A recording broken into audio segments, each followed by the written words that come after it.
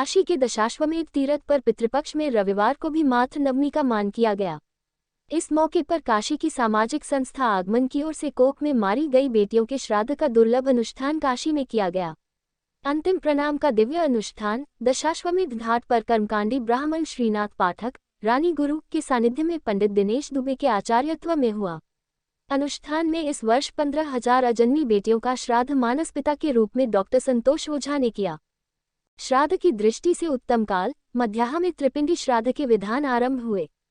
श्राद्ध में प्रत्येक अजन्मी बेटी के निमित्त जौ, चावल और खोआ का पिंड बनाकर उसका दान किया गया। आगमन संस्था द्वारा अजन्मी बेटियों के श्राद्ध का ये 10वां वर्ष है।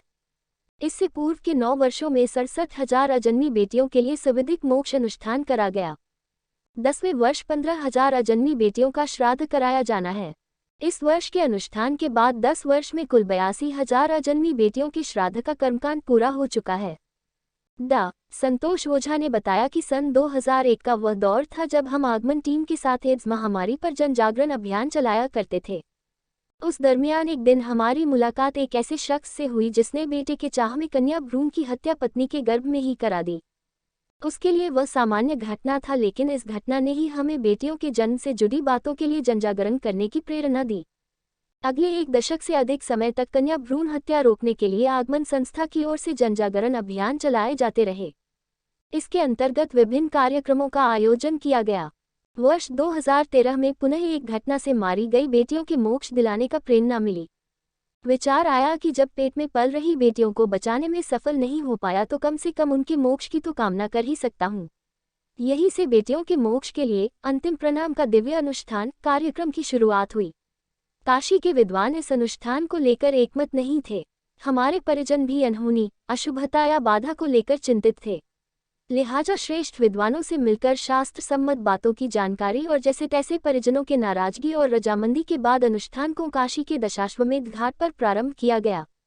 इस आयोजन में मुख्य रूप से राहुल गुप्ता, शिव कुमार, जादू किरण और जितेंद्र, आलोक पांड्य, अरुण ओझा, हरिकृष्णा प्रेमी, रागकृष्ण गुप्ता, गोपाल शर्मा, साधना, आयुष टिंकू, हिमांशु गुप्ता, तुषार चौरसिया, शिवम गुप्ता, हिमांशु श्रीवास्तव, संजय गुप्ता आदि लोग शामिल थे। जी, संतोष ओझा हमारा नाम है और संस्थापक सचिव हूँ आगमन संस्था का। आज मातृ नवमी है और मातृ नवमी पे हम लोगों ने 15,000 बेटियों का, उन बेटियों का जिनके माँ बाप ने पेट में भ्रूण हत्या किया, जिसे सिंपली ऑपरेशन समझा, लेकिन ये सही मायने में ऑपरेशन नहीं है, ये एक प्रकार का हत्या है। यदि शास्त्र की हम बात करें तो जीव हत्या के बाद वो प्रेत योनि में जाता है यदि उसका सही ढंग से कर्म नहीं किया गया, विधान नहीं किया गया, और वो बाद में परिवार के ही कष्ट का कारण बनता है। हम लोगों की मंशा है कि वो जो 15,000 लड़कियां जो जिनके परिजनों ने जिन्हें मारा, दुनिया देखने से वंचित किया, उन्हें कम से कम मोक्ष मिले। और मोक्ष के लिए हम लोगों ने रानी गुरु और दिनेश शंकर दुबे जी के नेतृत्व में, या ये कहा जाए कि उनके आचार्यत्व में, उस पूरे अनुष्ठान को हम लोगों ने संपन्न कराया।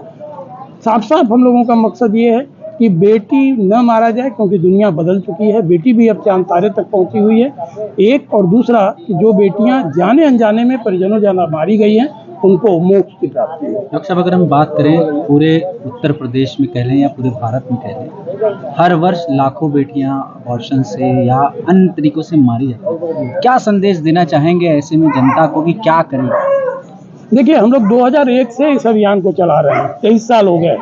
इस 23 साल में यदि हम लोग आंकड़ों की बात करें तो हम लोग के यहाँ पहले आंकड़ा 736 का था, मतलब 1000 में 736, जो आंकड़ा आज के समय में 923 पे आ गया है। मतलब लगभग अभी भी संख्या कम है, लेकिन जबकि कुदरती यदि बात करें, वैज्ञानिक से हटके कुदरती बात करें तो प्रकृति हमें लड़कियों की संख्या ज़्यादा देती है। मतलब 1000 पुरुष पे 1011 लड़कियां होनी चाहिए, और जब तक वो अचीव नहीं कर लेता आंकड़ा, तो निश्चित तौर पे भ्रूण हत्या किया जा रहा है। ये साफ साफ जाहिर है।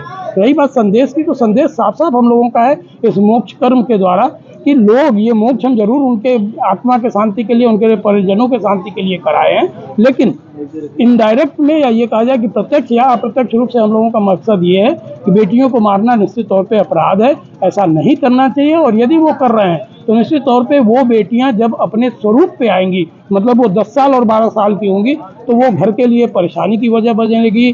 परेशानियां, जो नाना प्रकार की परेशानियां आप देख रहे हैं, बहुत सारा घर में पैसे होने के बावजूद सुख शांति नहीं है, स्वास्थ्य से वो परेशान है, तमाम नाना परेशानियां। तो सही मायने में ये भ्रूण हत्या का ही साइड इफेक्ट है। संदेश फिर से हम यही दोहराएंगे, लोग बेटा और बेटी में भेद करना बंद करें। सब्सक्राइब कीजिए हमारे चैनल को और बेल आइकॉन को दबाइए हमारी लेटेस्ट वीडियो सबसे पहले देखने के लिए।